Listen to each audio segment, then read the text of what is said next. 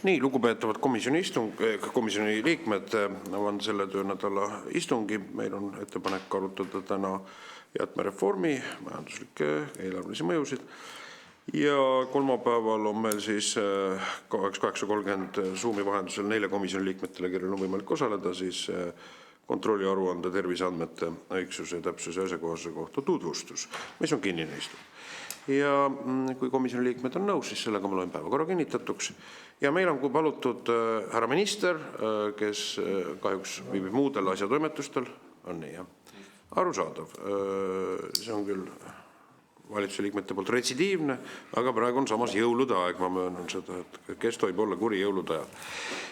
Ja meil on siis ministeeriumi valitsust esindab Kliimaministeeriumi elukeskkonna ringmajanduse asekantsler Ivo Jaanisoo ja me oleme palunud siia ka Ragn Selsi juhatuse esimehe Eesti Tööandjate Keskliidu volikogu aseesimehe proua Kai Realo, Toiduainetööstuse liidu juhi proua Siire Potissepa, Toiduainetööstuse liidu konsultandi Üllar Huigi, kaubandustööstuse poliitika kujundamise õigusosakonna juhataja Marko Udrase, ringmajandusettevõtete liidu tegevjuhi Margit Rüütelmanni, linnade ja valdade liidu asedirektor Rait Pihelgase ning jäätmehoolduskeskus nõukogu liikme Anija vallavanema Riivo Noori.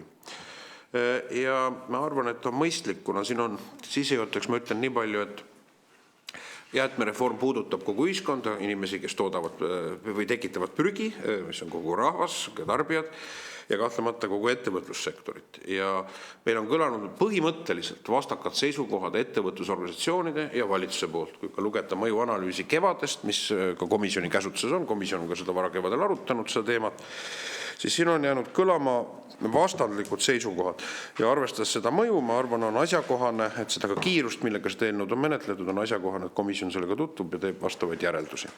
Ja sellest johtuvalt ja tõukuvalt ma annaksingi sõna siis härra Ivo Jaanisoole. Ja ma arvan, et me oleme tegelikult seda reformi sisu kui niisugust eesmärki juba käsitlenud. Aga mul olekski ettepanek, võib-olla kui teie, härra Jaaniso, saate nagu keskenduda just nimelt sellele reformi sotsiaalmajanduslikele mõjudele ja ka nendele probleemi, sellele hinnangule, mis siis on tegelikult maksumus nii tarbijatele kui ka tegelikult ettevõtetele ühiskondliku koormuse näol selle reformi täielikul rakendumisel. Olge hea, härra Jaaniso. Aitäh, lugupeetud komisjoni esimees, komisjoni liikmed ja külalised, kolleegid, partnerid. Nagu te õigesti viitasite, siis jäätmereformist kui sellisest ja selle eesmärkidest on ka siin selle laua taga juba räägitud, mõjudest ka tegelikult, aga muidugi kordamine on tarkuse ema, et hea meelega käime need punktid üle. Ma arvan, et kui me räägime sellest üldisest mõjust, eks ole, et seda tõi välja ka Maailmapanga tellitud või Maailmapanga tehtud uuring aastal 2020–2021, mis ütles seda, et selleks, et me jõuaksime nende ringlusse võtu sihtarvude juurde, mis on meil rahvusvaheliselt kokku lepitud Euroopa Liidu riikide vahel, selleks, et me oleksime ressursi tõhusam majandus, et me suudaksime omaenda maapealset maavara targemini ära kasutada ja sellest kõrge lisandväärtusega tööstust arendada, siis need kulud on süsteemis juba olemas. Need kulud ei pruugi olla õige koha peal. Need võivad olla ühesõnaga selles kogu jäätme valdkonna väärtusahelas kohtade peal, mis ei ole kõige optimaalsem, aga need kulud on seal olemas. Ja sestap on hästi oluline rõhutada, et selle jäätmereformi mõju inimesele, eks ole, et siit meediast on ka läbi käinud, me peame vaatama 2 poolt, isegi tegelikult 3, aga 2 põhilist on siis jäätmearved, teiseks toiduhinnad ja kolmandaks ka maksumaksja kulu. Ja ma siis lühidalt käin need 3 läbi ja siis ma eeldan, et me saame diskuteerima hakata. Et esiteks jäätmearve puhul, see on juba tegelikult aastaid olnud selle jäätmereformi printsiip, et sorteerija, mitte sorteerija kulude vahe peab olema tuntav. Vastasel juhul ei teki piisavat motivatsiooni jäätmeid liigiti koguda, et neist saaks teha uusi targemaid tooteid. Ja selle tõttu on jube oluline see, et see, kes sorteerib, tema kulu leibkonna peale kuus peaks jääma suurusjärku 5 eurot. Ja kuidas me selle 5 eurot saavutame, see on paljuski nüüd pakendite põhine, et pakendijäätmete puhul konteinerite ühendus peab siis maksma ei rohkem kui 50 eurosenti. Et teatavasti praegu eraturupõhise loogikaga on need hinnad läinud juba 4 ja 6 euro peale, mis on, ma mõtlen konteineri tühjenduse peale, mis on juba ilmselgelt ebamõistlik ja pärsib vastupidi liigiti kogumist. Teiseks, toiduhinnad. Jah, meediast on läbi käinud, et ma nüüd refereerin, eks ju, et ärge seda minu suhu pange, et toiduhinnad võivad tõusta kuni 5%, mis on ilmselge vale. Et see ei ole kuidagi arvutuslikult põhjendatav, arvestades seda, et praegu enamus selliste tarbekaupade hinnas käitluskulu ehk siis laiendatud tootja vastutuse kulu moodustab suurusjärgus 1 eurosent. Võtke tavaline lihapakk, võtke müslikarp, võtke kingakarp, supi purk. Nende puhul me räägime 0,5 kuni 1,5 eurosendist kulust, mida tootja selle toote turule laskmisel maksab taaskasutusorganisatsioonidele. Ja kui te nüüd ütlete mulle seda, et sellest 1 eurosendist saab 15 eurosenti, nagu 3 eurose toote puhul võib olla, siis teie väide on see, et käitluskulud sellel tootel tõusevad 15 korda, mis on ilmselge absurd, siis ma juba kutsuks üles Toiduliitu oma liikmete huvide eest seisma ja konsulteerima taaskasutusorganisatsioonidega. Miks taaskasutusorganisatsioonid teie liikmetele siis õiglast hinda ei paku, et see on nüüd ülesanne tegelikult üle laua. Ja kolmas mõju, mis on väga oluline, on mõju riigieelarvele. Et meil on nii pluss kui miinuspool, et murekohaks on meil siis niinimetatud plastpakendi tasu, ehk siis jällegi rahvusvaheline kokkulepe Euroopa riikide vahel, et vähem keskkonda reostada ja rohkem plastipõhist ringlustööstust arendada, on siis meil Euroopa Liidu eelarvesse omavahendimaksed ette nähtud.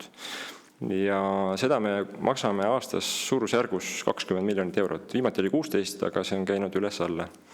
Ja see ei ole üldse väike raha, see võib kõlada nagu mingi osa riigieelarvest, aga te teate isegi, et 20 miljoni euro eest on võimalik ehitada mitu lasteaeda, on võimalik renoveerida 30 korterelamut aastas, on võimalik ehitada kilomeetreid maanteid, et see on tegelikult väga suur maht ja selle vähendamine, iga miljoni vähendamine on tegelikult meile rahvuslikult ülioluline prioriteet.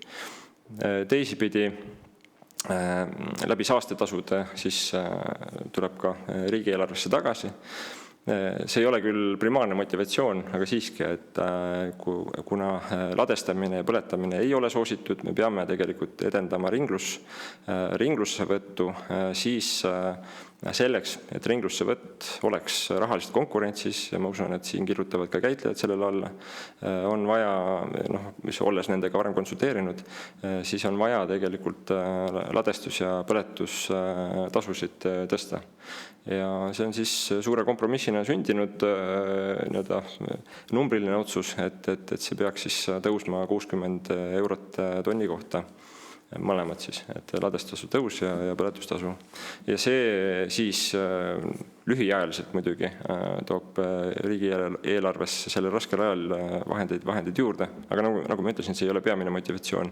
Peamine motivatsioon on see, et tekiks ühiskonnas siis läbivalt huvi nii inimestel kui ka ettevõtetel materjale rohkem ringlusse võtta ja meie oma materjali põhinevat puhast tööstust arendada. Ja siis tuleb ära õiendada ka siis see küsimus, et kas jäätmereformi kohtkogumisele üleminek kuidagi mõjutab kulusid. Ma saan aru, et on ka meedias aeg-ajalt esile kerkinud, et kohtkogumist lihtsalt pean ära mainima, et juba 9 omavalitsuses on pakendijäätmete kohtkogumine kohustuslik. Paljudes uusarendustes on see ka täiesti tavapraktika. Ja kui me nüüd seda eelnõud kokku panime, siis taaskasutusorganisatsioonide sõnum oli see, et kohtkogumine võrreldes avaliku kogumisega, nende avalike parkidega, kus tegelikult me kasulikku materjali ei saa, et see koht kogumine on umbes kaks korda kallim kui avalike parkide kaudu kogumine. Ehk see oli siis arvestades tänaseid taaskasutusorganisatsioonide käibeid kuskil suurusjärgus 4 või 5 miljonit eurot. Ja need 4 või 5 miljonit eurot lisakulu on tegelikult arvestatud selle 50 eurosendi sisse, mis on siis pakendijäätmete konteineri tühjendamise kulu. Ja siin ma küll oponeeriksin nüüd Marko Udrasele, kes siis Rahvusringhäälingust tõi välja, et see 50 eurosenti peaks olema kallim. Ei, meie seisame inimeste huvide eest, meie selle eelnõu puhul ei ole küll selles veendunud, et pakendi konteinerite tühjendamine peaks olema 50 eurosendist kallim. Aitäh! Aitäh, väga meeldiv, niisugune selge, konkreetne mõttekäik. Ja ma annaksin praegu sõna võib-olla Sirje Potissepale, siis teile vist mõned slaidid ka või? 3 peale arusaadav. Aga ma ei tea, kes teilt ette kannab võib-olla siis järjest. No nii, ma annaks siis proua Potissepale.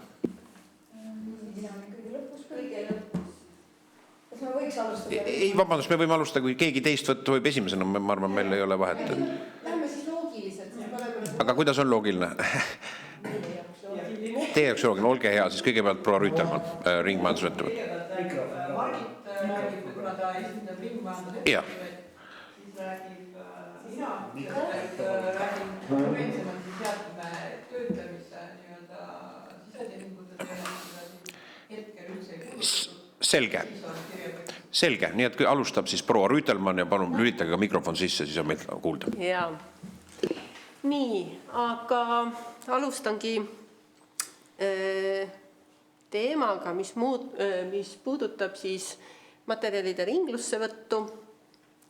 Et eelnõu koostajad on öelnud, et põhieesmärk jäätmereformi eelnõul on materjalid saada ringlusesse ja teine eesmärk on siis konkurentsi suurendada ettevõtete vahel, et täna meil konkurentsiga on natuke kehvasti.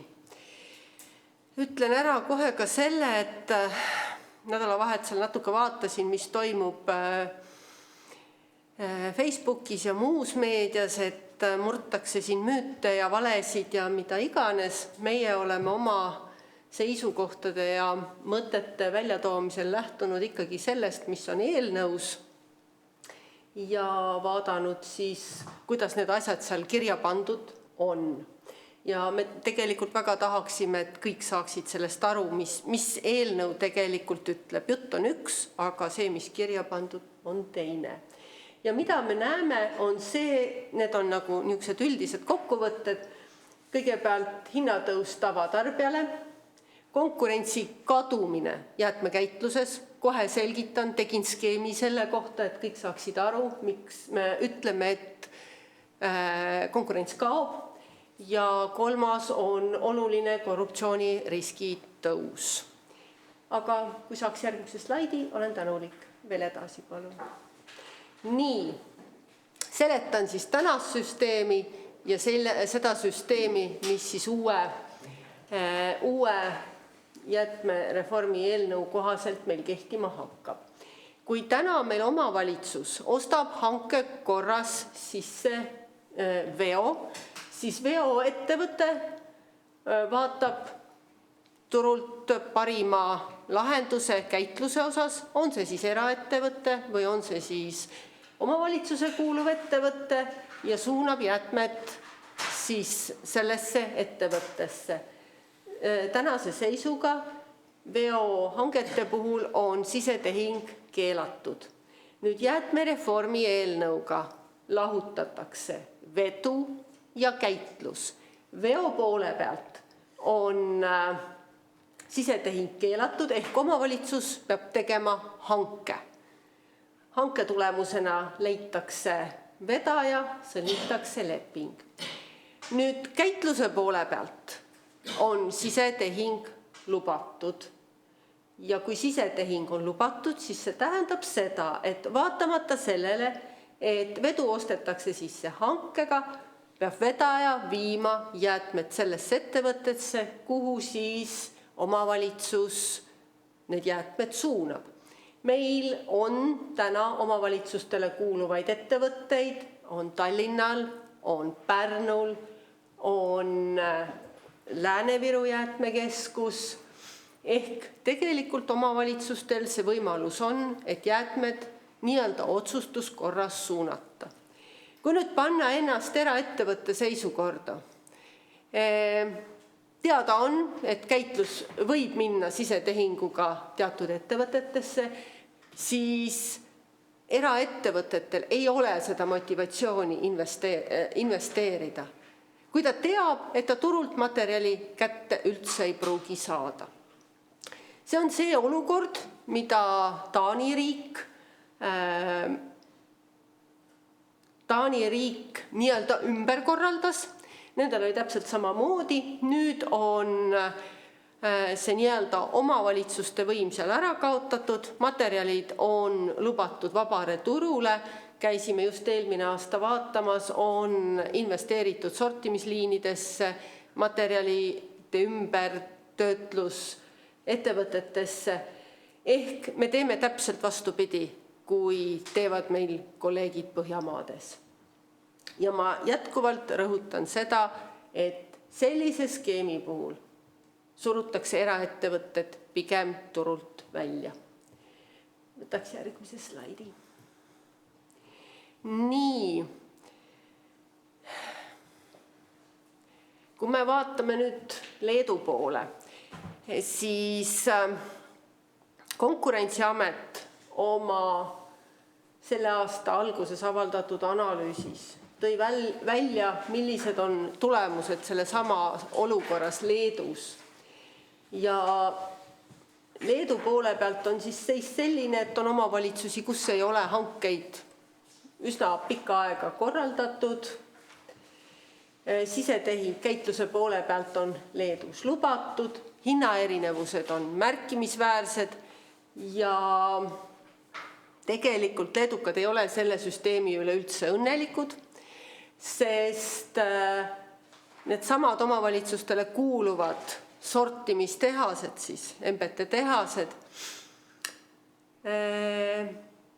tegelevad sellise omapärase tegevusega, et jäätmed lastakse üle liini, jäätmekood muudetakse, valdkonna inimestele see võib-olla on natuke keeruline, kood muudetakse, see tulem, mis sealt liinilt tuleb, see materjal ei ole seda väärt, et kuskile edasi käitlusesse saata, saadetakse ta põletusse, kood on muudetud, kõik on õige. Aga tegelikult asi õige ei ole.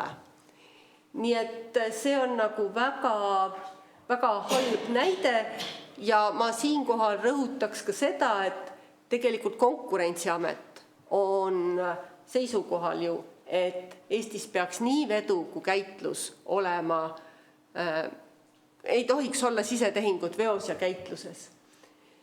Nii et meie jaoks natuke kummaline, kui üks riigiasutus on öelnud, et selleks, et konkurentsi suurendada, tuleks teha teatud tegevusi, tuleks turg vabaks lasta, et seda siis üldse ei kuulata.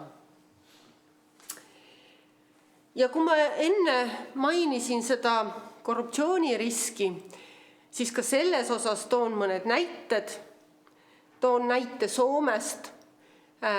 Soome, meie sõsarliit on pöördunud Euroopa Komisjoni poole, Euroopa kohtusse ja probleemiks on just see, et need omavalitsustele kuuluvad ettevõtted saavad kergelt laenud kustutatakse ja toimetatakse sellist kahtlast tegevust. Ega Eestigi ju, kui me vaatame, mis nende omavalitsustele kuuluvate ettevõtetega on toimunud, siis ma usun, et päris kindlasti kõik mäletavad Tallinna poole pealt Sarapuu juhtumit. Selle aasta septembris jõustus kohtuotsus Paikre endiste töötajate osas. Ma ei saa jätta märkimata, et leiab neid nüüd siis Eesti Jäätmehoolduskeskusest. Nii et jo siis ikkagi midagi toimub, et see ei ole päris niisama. Aga siit ma annaks sõna üle kolleeg Kai Realoole, kes räägib siis natuke põhjalikumalt, kuidas need hinnad ja kõik muud tegevused on. Aitäh, Margit. Võtaks kohe esimese slaidi. kõigepealt tahaksin võib-olla ühe sellise arusaamatuse kummutada, et siin väga palju räägitakse sellest, et omavalitsused kontrollivad ainult olmejäätmeid ja biojäätmeid. Tegelikult omavalitsused reaalselt nii-öelda koguvad elanikkonnalt läbi jäätmejaamade või siis korraldatud erinevate kogumisaktsioonide väga palju erinevaid teisi jäätmeliike. Ehk et see, millele viitas siin Margit, ei puuduta ainult olmejäätmetega tegelevaid ettevõtteid ja käitlejaid, vaid me räägime tegelikult väga paljude erinevate jäätmeliikide siis üle kontrolli saavutamise munitsipaalettevõtete poolt. Ja kui me veel räägime, siis võib-olla üks oluline märkus ka, et siin tihtipeale vaadatakse neid jäätmeid kui lihtsalt midagi, mis vajab transportimist, siis me tegelikult teame ju seda, et jäätmed on täna ikkagi olulised toorained. Kui me need töötleme, siis on võimalik neid uuesti ringlusesse võtta, mis tegelikult veelgi rõhutab seda, et selline sisetehingute lubamine ilma hangeteta avab tegelikult, suleb eraettevõtlusele täielikult siis olulised toormeallikad ja see tegelikult suretab välja väga mitmed erinevad käitlused, kus siis käideldakse erinevaid jäätmeid. Selleks, et sõnadel oleks ka kaalu, me oleme Ragn-Sellsina täna jäätmevedaja ja siis korraldatud jäätmeveo teenuse pakkuja väga mitmetes omavalitsustes. Ja ka nendes omavalitsustes me siis tegutseme osades põhimõttel, mida Margit kirjeldas, ehk et kui me võtame jäätmed peale või osaleme selles hankes, siis me saame ise otsustada, kuhu ja millise hinnaga me need jäätmed käitlusesse suuname või siis nende siis kõrvaldamise all mõeldakse siis üldjuhul kas põletamist või ladestamist prügilas. Aga meil on ka täna lepinguid, kus meil on kohustus viia need jäätmed siis omavalitsuse poolt kas siis omatud või nende poolt kontrollitavasse kohta ja siin pildil tegelikult on näha need erinevad hinnad, et ei hakka neid siin kõva häälega ette lugeda, ma usun, et see materjal saab hiljem komisjoni liikmetele kättesaadavaks, aga selge on see, et need hinnad erinevad kuni 3-kordselt võrreldes siis vabaturul tekkinud hinnatasemetega kui siis need, mis siis on tekkinud või mis antakse siis Ragn-Sellsile ette jäätmete üleandmisel konkreetsetes asukohtades. Ehk et see kinnitab veel kord, et kui omavalitsus saab ise määrata selle hinna, millise hinnaga ta neid jäätmeid seal käitluskohas vastu võtab, siis see ei ole turuhind üldjuhul mitte kunagi ja on naiivne loota, et see sellise nii-öelda jäätmereformi järel muutub äkitselt turuhinnaks. Palun järgmist slaidi.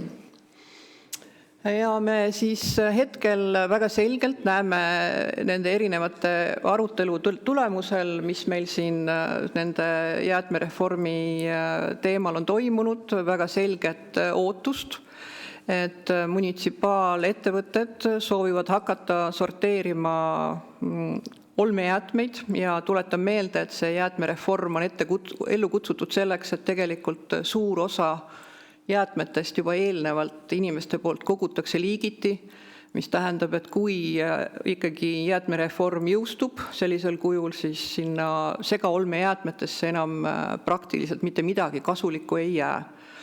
Aga kui siis küsida, et miks tahetakse hakata tegema segaolmejäätmete sorteerimisliine, mis on väga selgelt väljendatud ja mille kohta on ka plaanid olemas, siis minu väide on see, et sellega püütakse hiljem tulla ka pakendite sorteerimise turule, ehk et kui täna pakendeid omavalitsused ei saaks sisetehingute alusel käidelda, siis olmejäätmete liiniga on võimalik pakkuda ka näiteks pakendite sorteerimiskeskust ja kui sa oled juba saanud need põhikulud sellel liinil tagada läbi selle, et sa võtad vastu olmejäätmeid suvalise hinnaga, siis tegelikult on võimalik pakkuda suhteliselt ebavõrdset konkurentsi ka pakendite sorteerimisel.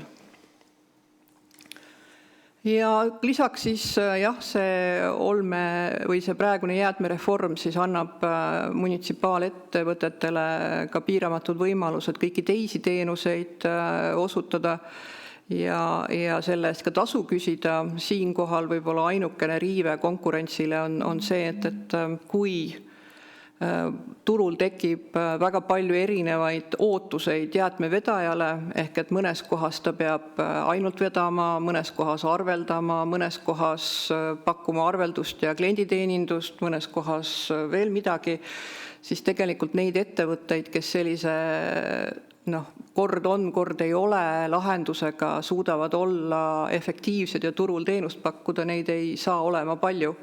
Sest et luua klienditeenindus ühele omavalitsusele, see on ebanormaalselt kõrgete kuludega ja teadmata, kas järgmine omavalitsus vajab seda klienditeenindust või mitte, siis ma julgen väita, et ka me täna vedajate turul ilmselt väga suurt sellist konkurentsi ei näe, et võib tekkida võib-olla üks ettevõte, kes siis pakub ainult veoteenust, aga sel juhul ei osale nendes hangetes, kus oodatakse ka muid teenuseid.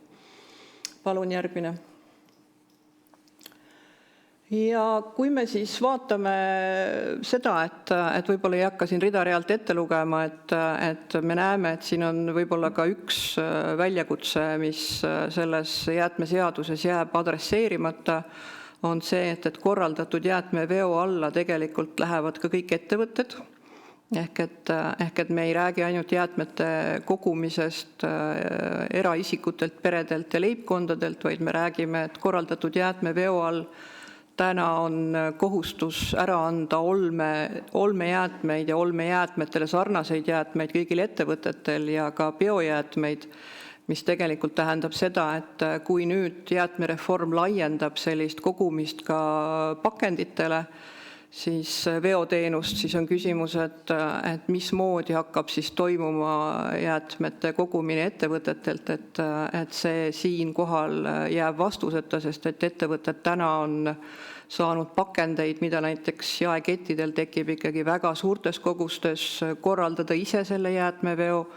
Nüüd nad tegelikult peavad liituma ka selle korraldatud jäätmeveo hankega, nii et selles mõttes see on täiesti veel teadmata, milline see väljakutse saab olema ettevõtetele.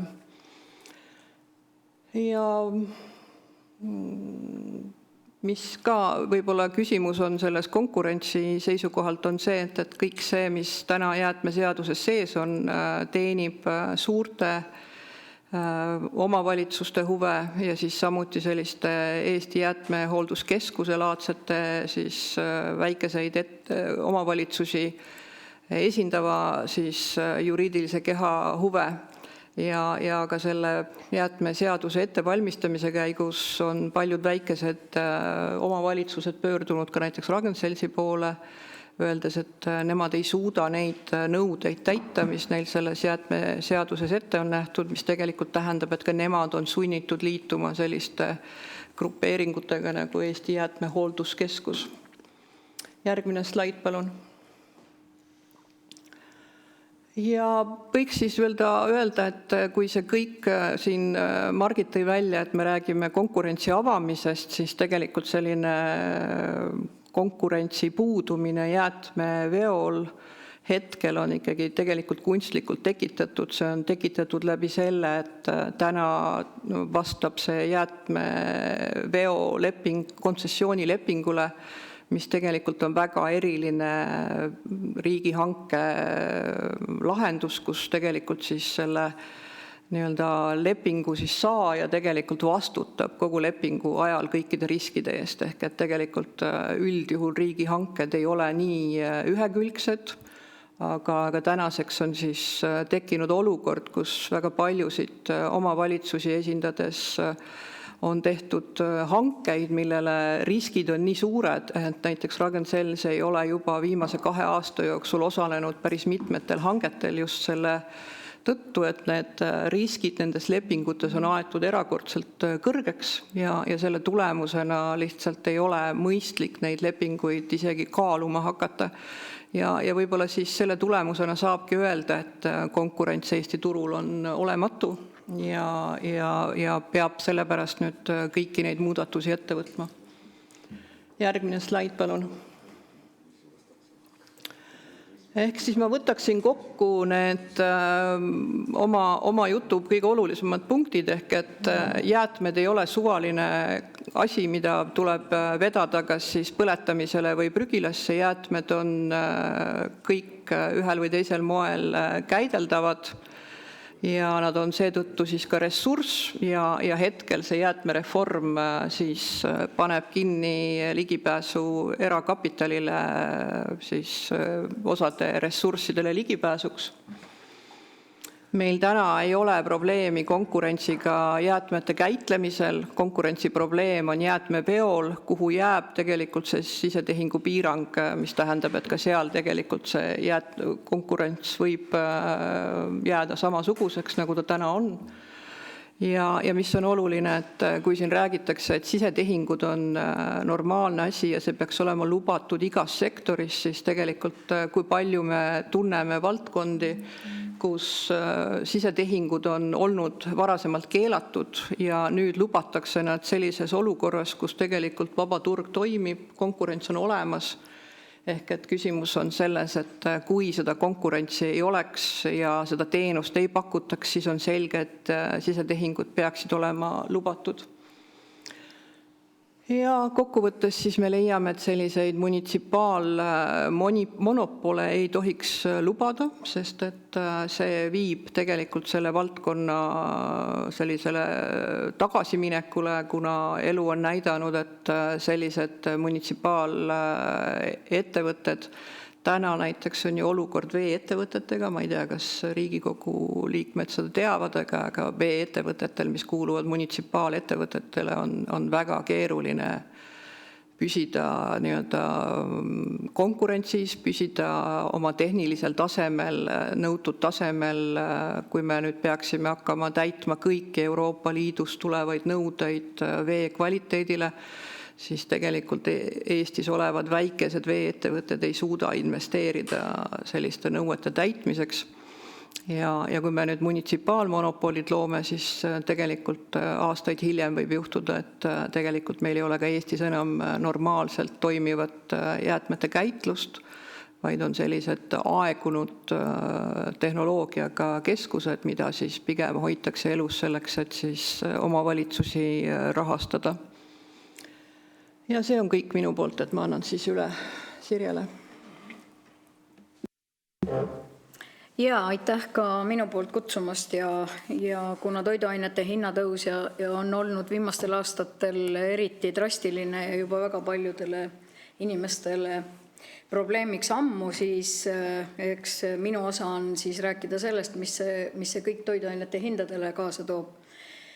Ja me ei ole tõepoolest saanud aru ministeeriumi siiani tehtud kuluarvutustest, vaatan, et Ivo Jaanis on praegu hakanud neid tegema siin saalis, väga tore, aga mul on äärmiselt kahju, et me ei ole leidnud mitte mingisugust mõistmist, ega me pole näinud ühtegi normaalset arvutust, et kulusid hoitakse või püütakse hoida nagu teadlikult madalal, on ju mitte rääkida kogu eelnõu sisust ausalt ja avatult ja see on kahetsusväärne. Et ma ei ole, isegi suhkrumaksu eelnõu menetlus oli natukene teistsugune, et see on ikka väga kas küündimatu või küüniline, ma isegi ei oska öelda. Aga meie oleme oma arvutused teinud lähtuvalt reaalsetest kuludest, oleme arvestanud kõik kulud sisse ja mul ei ole mitte mingit põhjust eeldada, et tootjad või tootjaorganisatsioonid valetaksid. Me oleme ka oma arvutused pannud laua peale, te olete neid näinud, aga ikka käib üks ja sama jutt kogu aeg, et see ei ole ilus. Aga lähme siis edasi, et mis pakenditest täna saab natukene. Ma pean eeltööd ikkagi tegema, et siis on see muutus tuleb paremini lihtsalt välja, et vastavalt siis pakendiseadusele on kõikidel ettevõtetel, kes müüvad pakendatud tooteid, tõepoolest kohustus luua pakendijäätmete tagasivõtusüsteem ja suunata kogu jäätmevoog ringlusesse. Seda ettevõtted, ka toidutootjad, kes on enamus pakendiettevõtted, tegelikult ongi praktiliselt kõik pakendiettevõtjad, on teinud siis lepingud taaskasutusorganisatsioonidega ja nii-öelda lepingu alusel delegeerinud need kohustused TKO-dele. TKO-d on pannud üle Eesti praegu 8000 avalikku konteinerit ja kasutatakse ka tõepoolest sellist juba meile ilmselt kõigile teada kollase kotiteenust, neid on umbes 20 000, aga selle eest juba inimesed mugavusteenusena maksavad ise ka enamuses, minu teada maksavad ise ka selle nii-öelda äraviimise ja tühjendamise eest. Ja see on olnud siis, selle kulu on olnud siis aastas praegu kuskil 15 miljonit, see on avalik info, kogutakse kokku ja võetakse ringlusesse kuskil 130 000 tonni pakendeid ja ma räägin ainult pakendite jäätmetest praegu ikkagi. Ja meil on pakendite sihtmäär, mis on siis Euroopa Liidu poolt on kehtestatud, see sihtmäär on täidetud, 65% näiteks oli see nüüd alles ja see on täidetud ligi 20 aastat ja näiteks Eurostati andmetel 2023, see on viimane, mis meil avalikult ja ametlikult võtta on, oli see ringlusse võtu protsent näiteks 68,6. Ehk et me oleme sellised tublid Euroopa Liidu keskmikud ja isegi suts üle. Ja iga-aastaselt kontrollib siis ka Keskkonnaamet, kohati ka Maksu- ja Tolliamet ja loomulikult audiitorid, et need arvud, mida siis tootjad annavad ja tootjaorganisatsioonid annavad, on õiged. Mis saab pakenditest, palun järgmine slaid, et mis saab siis pakenditest jäätmereformi tulemusena? Ja see on nüüd koht, mis muudab meie olukorda ja meie sektori olukorda täiesti totaalselt. Ehk et minnakse üle kohtkogumise peale tekkekohal ja kõigi tiheasustuse korteri eramajade juures. Hajaasustuses tekkekohal kogumine toimub siis edasi COVID soovil. Ja eraldi mahutid, 2 kohustuslikku mahutit igale poole, need on 100 000 mahutid, plastmetall ja paberpakend. Ja siis, kui KOV ei leia muud varianti, siis lisatakse ka jäätmekonteinerina klaasile. Jäätmekonteiner. Kas see mõistlik on, aga eks see olegi KOV-i otsustada. Ja juba sealt tekib see küsimus, et me ausalt ei saa aru, et kui kogumiskohtade arv tõuseb totaalselt, siis missuguse valemi järgi ministeeriumi ametnikud, kes ei ole küll meile seda arvutuskäiku kunagi avaldanud, saavad tulemuseks, et absoluutselt kulud ei tõuse. Ma ei tea, minu meelest isegi lasteaialaps saab aru sellest, et kulud tõusevad. Ja meie arvestuste järgi need kulud tõusevadki kuskil 3 korda. Ehk et kui oli 15 miljonit aastas, siis miinimum 2 korda, pigem 3 korda, arvestades inflatsiooni ja muud veel juurde, et siis saab ta olema 45 miljonit aastas. Aga see on ainuüksi üks kulukomponent. Tootjate kulu kasv tõstab tarbija hindu kuni 5%, ma rõhutan, ja me oleme selle arvestuse teinud, lähtudes ka sellest, et me võime rääkida 1 sendist või 10 sendist, sellele lisandub toote juures juba kaubanduse juurdehindlus ja tegelikult ka käibemaks. Nii et eks me ei saa rääkida ainult mingist 1 sendist. See ei ole õige number rääkida ainult 1 sendist. Kui ta läheb tootesse, siis lisanduvad sinna juba teised kulud.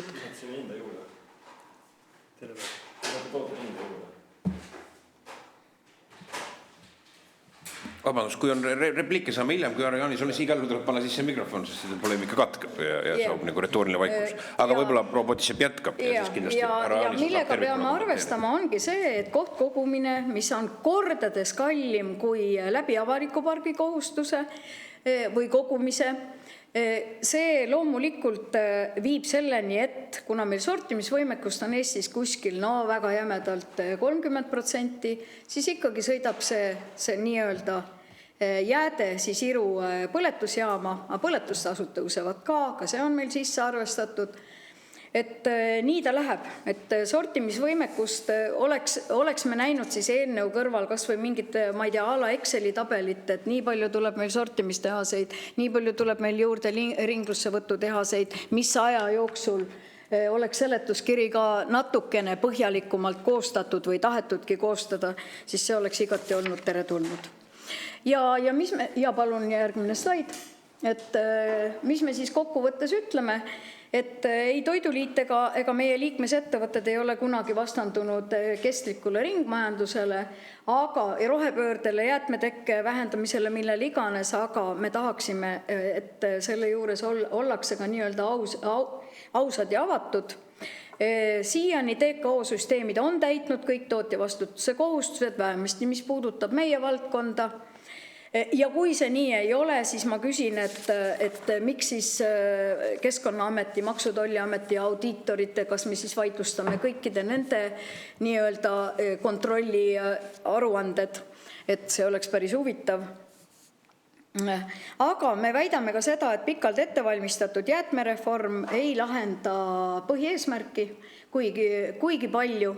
Ja tõepoolest võib öelda, et jäätmereformi on pikalt menetletud, meil on olnud korduvalt kohtumisi, aga millegipärast, kui me hakkasime rääkima arvudest ja juba lõppfaasis, siis meid lihtsalt enam ei kaasatudki.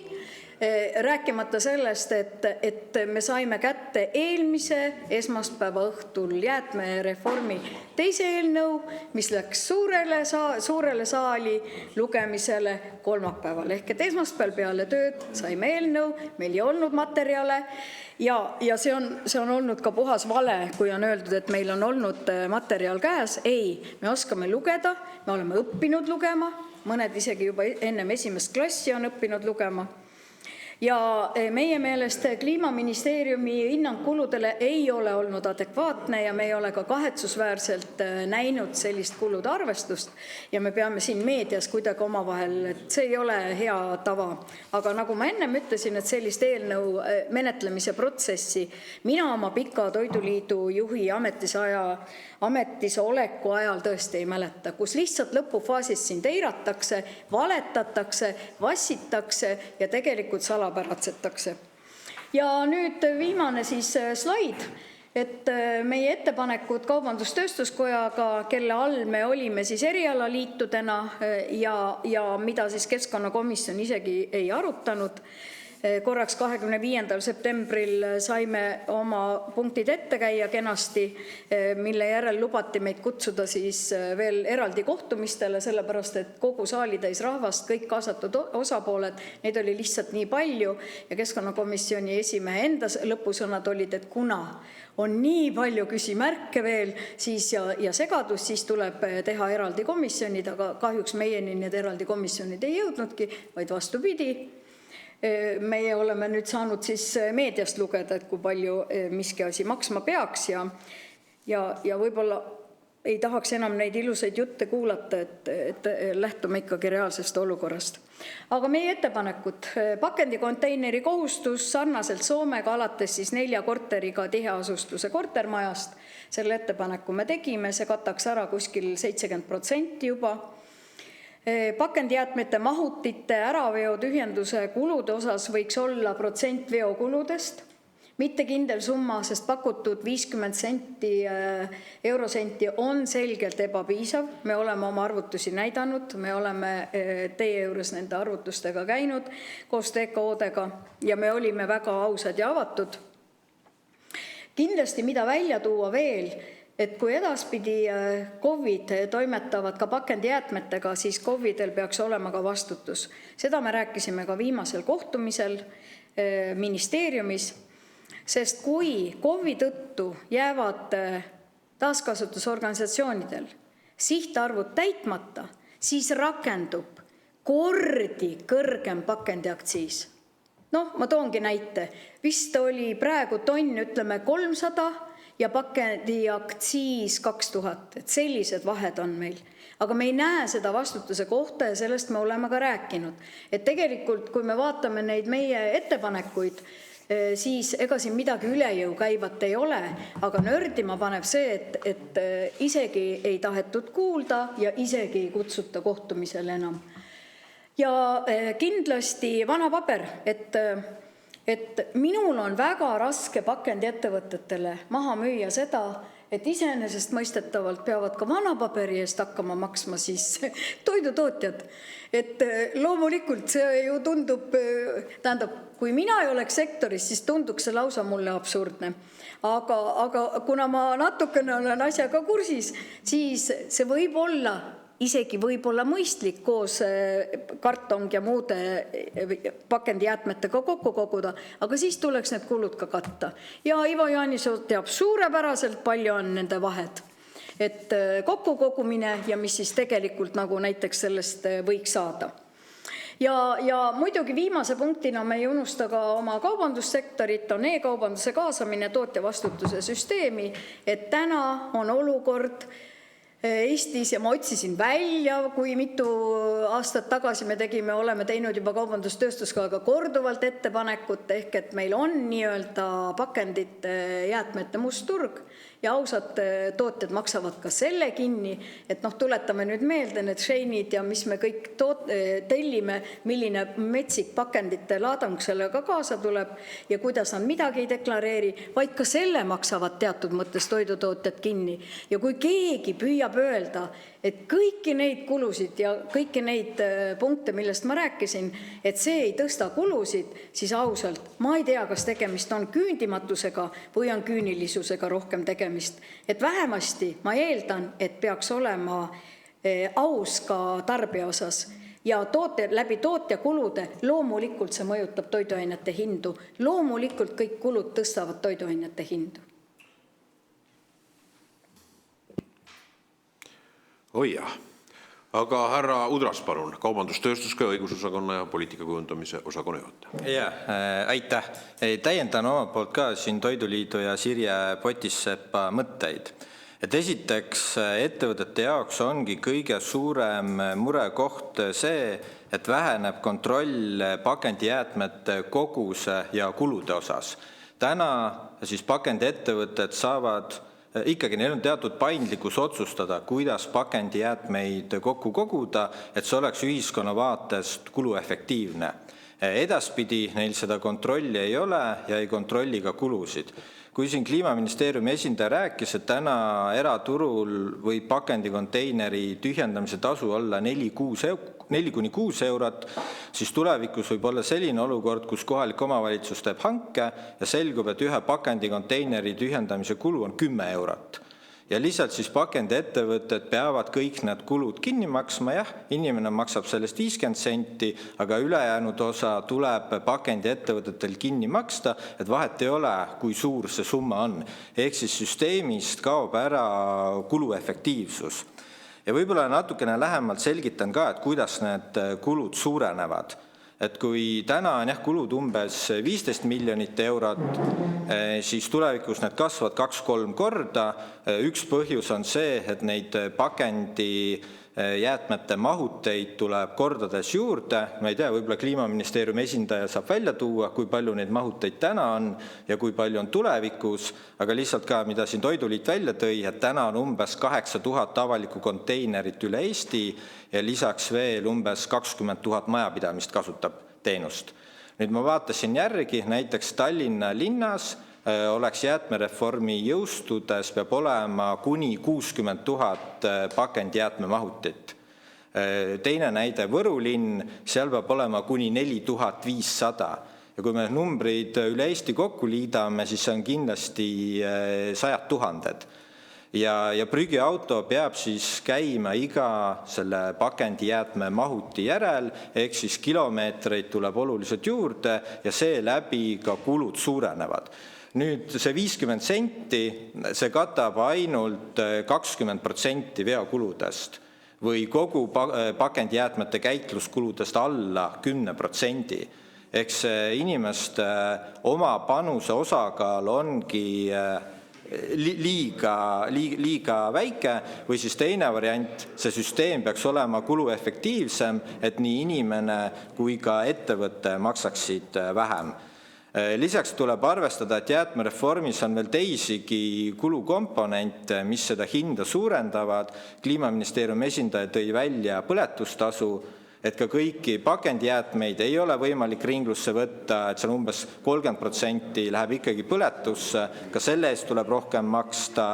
Eraldi nõue on vaheladustamise kohta, jällegi kaasnevad kulud. Ja lisaks selle jäätmereformi üks oluline eesmärk on see, et pakendiettevõtted saaksid rohkem pakendeid kätte.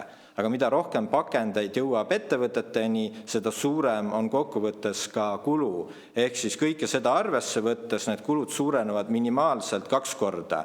Ja me oleme seda oma arvutuste tegemisel lähtunudki erasektori hinnangutest, oleme suhelnud või teinud tihedat koostööd 2 taaskasutusorganisatsiooniga ja minu teada ka 3. taaskasutusorganisatsioon ei ole öelnud, et meie arvutused oleksid valed, et suurusjärk on õige, et võib-olla Kliimaministeerium tõesti lähtub mitme aasta tagusest ajast, aga kui Kliimaministeeriumil ongi uuemaid andmeid, siis hästi hea oleks välja tuua, et kellega te olete näiteks viimase nädala või 2 nädala jooksul suhelnud, kes on see erasektori jäätmekäitluspooled, kes kinnitab, et kulud ei suurene või suurenevad ainult see 4-5 miljonit, mille inimesed kinni maksavad. Et meil seda infot ei ole, et pigem kõik ütlevad, et kulud suurenevad.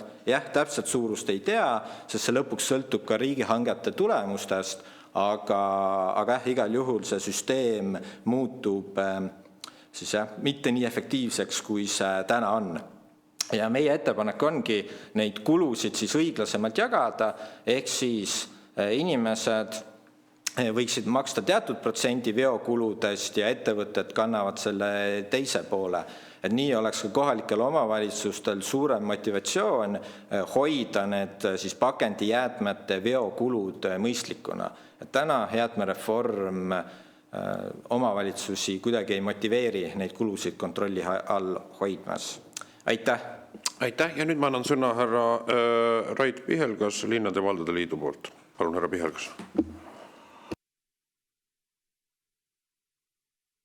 Ja tervist, loodan, et kuulda kõigil on, ega ma ei oskagi öelda, mis seisukohtade selles mõttes tootate, et võib-olla ma tuletan kõigile meelde ka Riigikogu liikmetele, et Eesti Linnade ja Valdade Liidul ja Vabariigi Valitsuse vahel käivad läbirääkimised iga-aastaselt eelarveprotsessi üle ja nende muredele, mis meil on, ja aastal 2022 tegelikult on selgelt sõnastatud ja välja toodud, et luua omavalitsustele võimalus omavalitsuskeskseks jäätmemudeli rakendamiseks ja samuti ka selle eest tasu küsimiseks, et see on olnud kohalike omavalitsuste soov. Selles protsessis oleme teinud kaasamisi. Esmasel kaasamisringis reageeris 37 omavalitsus, kus olid detailsed eelnõu ülesehitamise pooled ja siis, kui me räägime sellest suures sisetehingute küsimustest, mille meil oli aega reageerida umbes 4-5 päeva, siis reageeris 38 vastus, 34 omavalitsust, nendest 34-st 5 ei toetanud seda sisetehingute keelustamist ja ülejäänud tegelikult vastupidi, et 29 toetas siis, et sisetehingud lubatud. Võib-olla kommentaariksin, et täna, et hirmutamine munitsipaalmonopolismiga ja selleks, et hakatakse raudselt kasutama ka sisetehingu võimalust, siis tegelikult on see hirmutamine, et ka täna on olukordi, kus Tallinna TJT tegelikult teeb hankeid, et see ei ole esmane pool, kuhu minna. Kokkuvõttes on tegemist kohaliku omavalitsuse põhiülesande täitmisega, mis on KOKS-is määratud. Kohalikel omavalitsustel on seal piiratud õigused, mida teistes Euroopa riikides pole. Ja öelda täna väita, et tänu kohaliku omavalitsuse koostoimel, et veoturg on kokku kujunenud, siis pigem on see, et täna on kohalikud omavalitsused võimekamad ja pädevamad ja tellivad oma teenuseid, mida nad hankest soovivad saada ka sellisena, et ta vastaks kodanike ootustele, siis pigem on vastupidi, et kui on kriteeriumid kõrgemad, siis võib-olla ei soovita neid täita või osaleda. Ja tegelikult liigiti kogumine on näidanud, et materjalid on puhtamad. Ja samuti see, et inimene peab ringi sõitma autoga otsima, kus on avaliku pakendi konteinerid, ei ole ka minu meelest õige, et tegelikult on see koht kogumine üle maailma tõestanud ja meil Eestis ka tõestanud, kus tegelikult TK-d vabatahtlikult seda teevad, pakuvad seda mugavusteenust ja on omavalitsusi, kes siis tegelikult on juba hankes selle pannud. Et vähem kirgi võib-olla selle juures, vähem süüdistamist ja pigem on kohalikud omavalitsused oma seisukohta väljendanud juba aastal 2022 ja võtavad seda valdkonda väga tõsiselt ja pigem ootaks rohkem koostööd kui vastandumist. Aitäh, see on väga hea sõnum. Koostöö vastandumise asemel, härra Pihelgas, elukogenud sõnum. Aga ma annaksin nüüd veel sõna ka Jäätmehoolduskeskuse nõukogu liige Anija vallavanem Riivo Noor. Siin Jäätmehoolduskeskusest on ka mitmed aspektid juttu olnud, et siis Riivo Noor saab käsitleda oma tähelepaneku. Härra Noor, palun. Jaa, aitäh selle kutse eest ja võimaluse eest täna seda väga sisukat diskussiooni kuulata ja ka sõna kaasa öelda. Jah, mina ütlen otse välja, et ma ootan väga piki silmi selle uue seaduse jõustumist, sest meie vald, ehk siis Anija vald on tänasel päeval juba praktiliselt tegutsenud nii, nagu see seadus ette näeb. Ja meil on kogu vallas kohtkogumine, konteinerid ja kõik see asi töötab ja töötab väga suurepäraselt ja hind ei ole kuidagi inimeste jaoks vastuvõetanud, pigem on läinud isegi nagu paremaks. Paar asja, mis ma tahtsin välja tuua, pikka monoloogi ei pea. Siin eelnevad, väga huvitav oli seda diskussiooni siin kuulata ja ma ei hakka neid vasturääkivusi siin välja tooma, aga paar asja lihtsalt see, et öeldakse, et konkurents kaob ära, siis täna meil ju tegelikult jäätmeturul konkurentsi ei ole. Kui ma teen hanke, siis tuleb üks või maksimum 2 ettevõtet. See ei ole konkurents. Ja tegelikult ei ole mul nagu suurt midagi väga valida. Teine asi on kohtkogumine. Ma olen tõeline kohtkogumise fänn ja minu eesmärk vallas on olnud kõigi nende aastate jooksul juurutada kohtkogumist ja pakendite liigiti kogumist ja pakendite kohtkogumist. Kui me mõtleme täna jäätmevoogu, siis palju on segaolmejäätmetes pakendid. Ilmselt te kõik teate, ma ei pea seda hakkama siin üle täpsustama. See pakend on vaja saada igaühe köögis, igaühe majapidamises eraldi välja, puhtalt välja, siis on võimalik teda ka kasutusele võtta uuesti. Täna ma kuulsin siin varasemates ettekannetes, tegelikult see ongi see probleem, et me kogume liiga palju pakendit kokku ja see on liiga kallis. Ehk siis odavam ja mõistlikum oleks ilmselt see pakend panna kas jäätme siis mäkke, nii-öelda prügilasse maha matta või siis põletusse panna. Kas see on see soov, mida me tahame? Ei ole. Me soovime, et see jäätmete või pakend jõuaks võimalikult palju ringlusesse, me soovime, et see kogutakse võimalikult puhtalt ja kohtkogumisega kokku ja see ei ole kallis ega võimatu. Täna tulge vaatama, Anija vallas see asi toimib ja toimib väga hästi. Ehk siis mina olen väga selle uue seaduse poolt. Loomulikult on siin mingid nüansid, mis tuleb koostöös ja sügavalt mõtestades läbi rääkida, kokku leppida. Ma ei saa öelda seda, et see seadus on laitmatu ja kõik on väga okei. Aga üldjoontes kirjutaks mina täna selle asjale all. Aitäh. Nii, nüüd on härra Jaanisool on nagu võib-olla võib nimetada seda vasturepliik, eks ole, kõlanud siin väidetele ja siis me läheksime komisjoni liikmete küsimuste ja repliikide juurde. Härra Jaanisool, palun. Kas repliik või repliigid? Kui need mahuvad ära 5 minuti sisse, ma vaatan, et te tõesti olete täitnud, lehekülgi olete kirjutanud, aga te saate hiljem ka vajadusel kirjalikult esitada komisjonile materjale. Jah, et endale meeldetuletuseks kirjutasin tõesti lehekülgi, kuigi tuleb tunnistada, et need ei ole mulle uus info.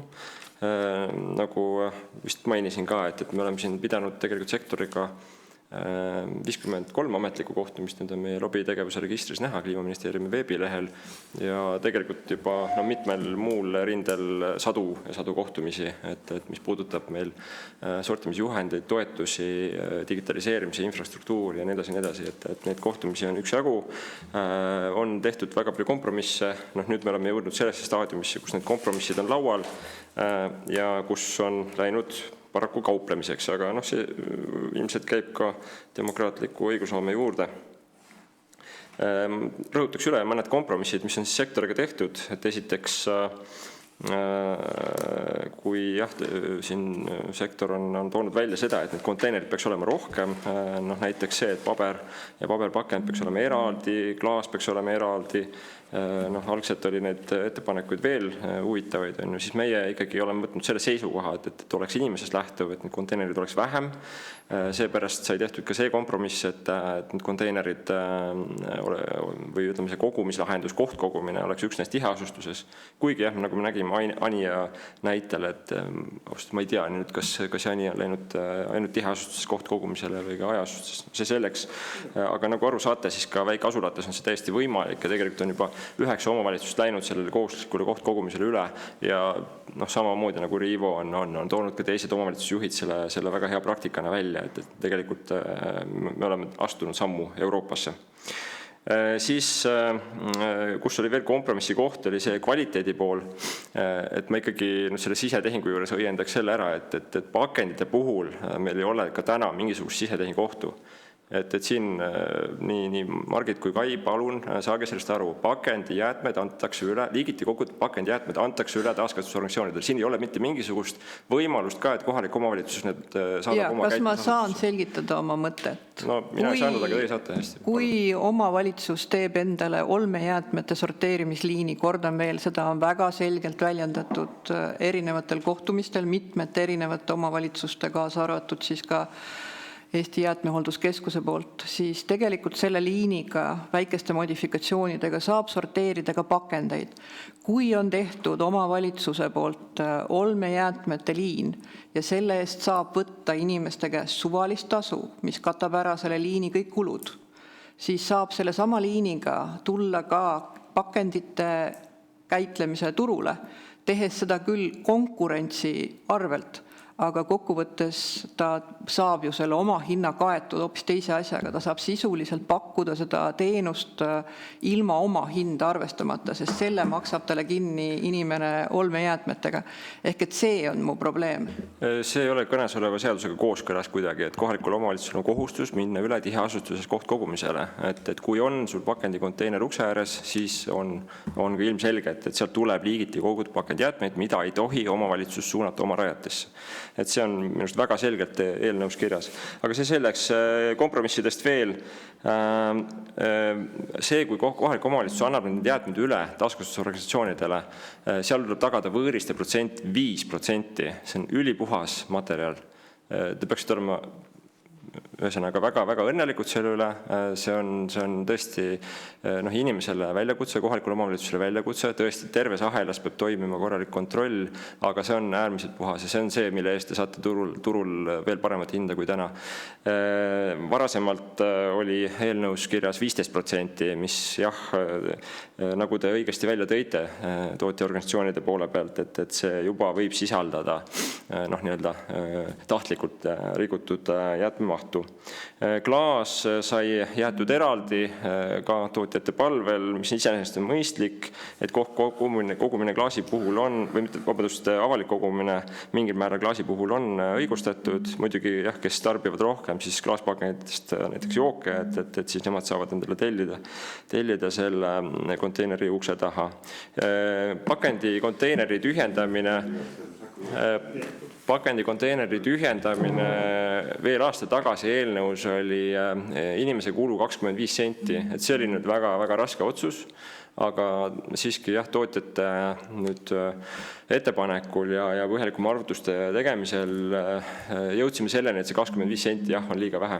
Et siin me tõesti nõustusime, oli alahinnatud seda kulude tõusu, sealhulgas see, et vanapaberi käitluskulu peab ka sisalduma selle pakendi konteineri tühjenduse sees, et sealt me jõudsime lõpuks arvutustega selle 4–5 miljoni euroni ehk 50 eurosendini.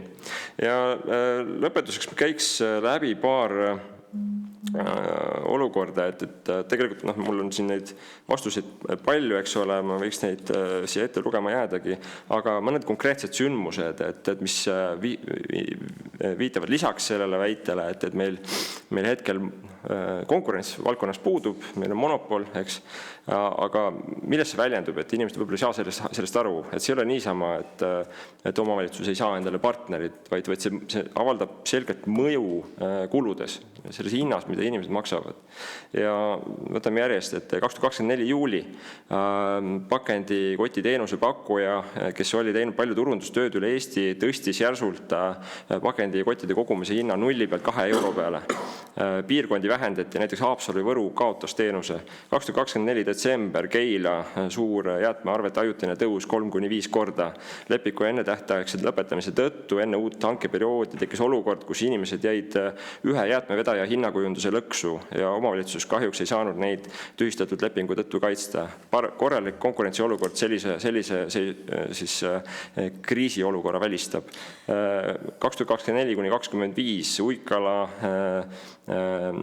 prügila, põlengud ja keskkonnakahju monopoli seisus jäätmekäitleja on seadnud tõsise riski alla tervelt 120 000 inimesega jäätmeveopiirkonna ja sellist asja uue hankekorraldusega ei saa juhtuda.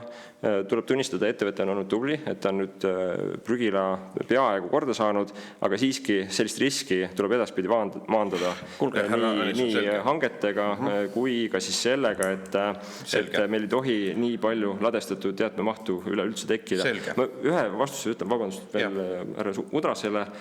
Jah, 70% pakenditest meil ringlusse läheb, aga 38% meie segaolmejäätmete mahust on pakendid. Ehk siis me inimesed viskame üle kolmandiku pakendid tegelikult segaolmesse ja see ei tähenda seda, et need jäätmed muutuvad ringlusse või need pakendid muutuvad ringlusse võetamatuks. Jäätmed muutuvad ringlusse võetamatuks sellepärast, et me viskame valesse kohta.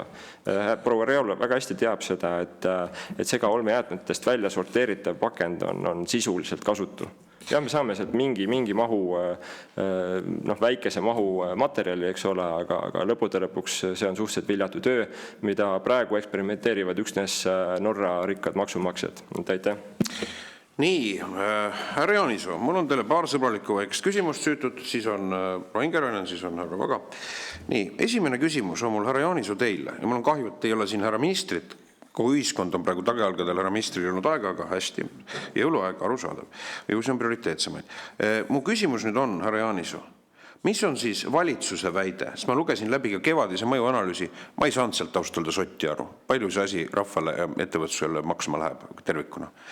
Palju siis toiduainete hind kerkib, härra Jaanisoo? Ütleme teie prognoosi järgi, valitsuse prognoosi järgi. Palju see on siis nominaalsumma, olgu ta protsentuaalselt või nominaalsummas eurodes? Jäätmereform ei tõsta toiduhinnade hinda ja ta ei saa olla ka ettekääne toiduainete hinna tõstmiseks. Et isegi kui pärast jäätmereformi toiduhinnad tõusevad, selle põhjuseks ei ole mingil juhul jäätmereform. Proua Potissepp tõi välja, et jäätmereform on ainult üks tegu toiduhindade tõusu. Aga ma küsingi teilt, kas ma konkreetselt sain aru, teie vastus, valitsuse vastus on 0 eurot? Me ei näe põhjust, miks see peaks tõusma. Ja see on siis 0 eurot, kui ma ütlen nominaalsummale välja. Arusaadav, 0 eurot. Nii. Teiseks, palju nüüd on, kui ma vaatan nüüd neid erinevaid koormisi, mis juurde tuleb, olgu ta kohaliku omavalitsuse jäätmetasu, ladestamistasu, põletamistasu, palju te olete hinnanud, et täiendav ühiskonnale koormis see on nominaalsummana? Kokku kõik, kui me liidame kokku, ettevõtted, ütleme enne kõik, keda on siis jäätmekäitlejatele, jäätmevedajatele peane minev koormus, teiseselt laekub, ilmselt kanduks peaks teoreetiliselt üle kanduma tarbijale, aga palju see nominaalsumma on?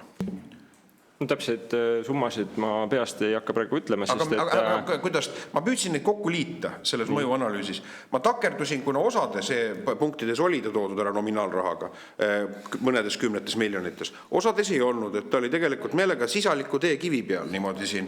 Et küsimus on nüüd selles, et kas see on vähem või ma küsin siis nõnda. Ma olen saanud ka ühe ekspertarvamuse kevadest, mis ütles 75 miljonit eurot tähendavalt. Kas see on vähem või rohkem, härra Jaanisoo, kui 75 miljonit eurot? Ma küsin siis nõnda. Läheneme nii-öelda nagu mõista, mis see on loogikas. See 75 miljonit eurot oli selgelt ka eksitav info. See minu esitatud kevadel. Okei, aga palju siis on õige? Aga palju siis õige number on? Vaadake, te panete mind olukorda, kus mul ei ole need numbrid kuskile vihikusse kirjutatud, eks ole, aga ma võin... Homme hakkab parlament lõpphääletusel. Ma võin ühesõnaga sellise lihtsustatud arvestuse teha. kui sobib. Olge hea. Lihtsalt arvestuse just riigieelarve kontekstis. No ei, kogu ühiskonnale koormuse mõttes. Riigi tuludeks, aga ma mõtlen, et kui me kehtestame koormisi, mis on avalik-õiguslikud, siis tegelikult oleks oluline teada, palju see on kogu ühiskonnale siis täiendav koormise kulu, mis selle seaduse täiesmahus rakendamisel tekib. Nominaalsummana. Nagu ma tegelikult oma sissejuhatuses ütlesin, siis ühiskonna kulud ei muutu. Et selleks üleminekuks on ühiskonna ütleme, selles jäätmekorralduse süsteemis vahendid olemas. Aga ma ikkagi rõhutaks seda nüüd riigieelarve aspekti. Me räägime siin ladestustasust, põletustasust. Nii. Siis on Euroopa Liidule makstav tasu, see suurusjärgus 20 miljonit eurot. Siis on meil uus tööstus, eks ole, mis ehitatakse selle uue toorme peale, mis on suurusjärgus 5 Me ju ei ehita mitte midagi, sest et me ei saa neid jäätmeid. Praegu Keskkonnainvesteeringute Keskuse kaudu me anname 14 miljonit eurot selleks, et töötada välja käituslahendusi. Muuhulgas proua Realo on ühe toetuse saanud Väätsa prügila Trummer kompostri jaoks, mis suudab aastas teenindada umbes 6000 tonni biojäätmeid. Et see on ilmselge võit juba sektorile. Meil on tegelikult see toetuse maht ära taotletud seal ja sealt ühesõnaga taotletakse nii käitluseks kui ka sorteerimiseks. Tegelikult me ehitame siin just üles uut ringmajanduse põhist kõrge lisandväärtusega tööstusharu. Härra Jaanis, aga ma siiski tohin küsida. Ma saan aru, riigieelarve mõju on positiivne. Riik saab loomulikult raha juurde, see on ju selle point. Ja ühiskonna kulud ei muutu. Ei, vabandust, härra Jaaro. Kuidas saab nii olla? Ma mõtlen nüüd nagu mustkunsti trikis. Riik saab 10 miljonit maksutulusid juurde ja te ütlete, et kui ma küsin, et palju ettevõtteid maksustatakse, te ütlete 0. Sealt, kus siis tekib see väärtus? Kus need 10 miljonid riigile maksutulu tulevad? Nad peavad ju tulema kuskilt välja pealt, ütleb mu aru. Ja kui suur see number on nominaalmahus kokku liidama? Ja, ma ei hakka teile euro täpsusega seda ütlema siin. Aga öelge miljoni. Öelge 10 miljoni. Minu väide oli kevadest 75 miljonit. Ma ütlesin teile vastuse. Ühiskonna kulud ei muutu. Ühiskonna kulud ei muutu. Aga kuidas, andke andeks, härra Jaanis, härra Jaanis, ma ei taha üldse olla kuri, ma saan aru, te olete keerukas ebamugavas rollis ja ma ei taha üldse olla kuidagi irooniline või tega. Et siiski, ma küsin nõnda, et kui meil on mingi seadus, mis ütleb, et riigil tulud kasvavad, kus need tulud siis tulevad? Kus need tulud siis võetakse? Mis võlukübarast? Kulude kokkuhoid ja tulud. Kulude kokkuhoid ja tulud. Esiteks on siis plastitasu, mida me maksame Euroopa oma vahendite kassasse, eks ole, see on see 20 miljonit eurot suurusjärgus igal aastal. Tuleb täpsustada, eks ole. Ja teiseks on siis uus kõrge lisandväärtusega tööstus. Et te võite ise ette kujutada, et prügila pidamine on oluliselt madalama lisandväärtusega kui jäätmetoormest uute toodete. Ma saan aru, aga mu küsimus nüüd on kolmas küsimus. Andke andeks, et kui palju prügikaste Eestisse juurde tuleb? Mis on siis ministeeriumi mõttes optimaalne? Kas neid tuleb juurde 1 või miljon? Et andke meile nagu nii-öelda optimaalne mõttekäik, et kui palju neid prügikaste siis juurde tekib teie ettekujutuse järgi? Võt see on nüüd küsimus, mida on väga-väga raske prognoosida, aga ma nüüd võib-olla hakkan pihta sealt. Orienteeruv suurusjärk täiendab. Ma hakkan pihta sealt, mida on öelnud sektor, et sektor siis proua Potisepp on öelnud, et see võib olla 400 000 kuni 500 000, mis ilmselgelt on umbes 10-kordselt ülehinnatud. Igale eestlasel oma prügikast. Jah, see on selles mõttes, nagu te aru saate, siis meil sektoris võimendatakse sõnumeid üle, et see on nagu päevselge minu arust tänaseks. Aga jah, me räägime siin sellest, mida on teinud juba 9 kohalikku omavalitsust kohustuslikuna.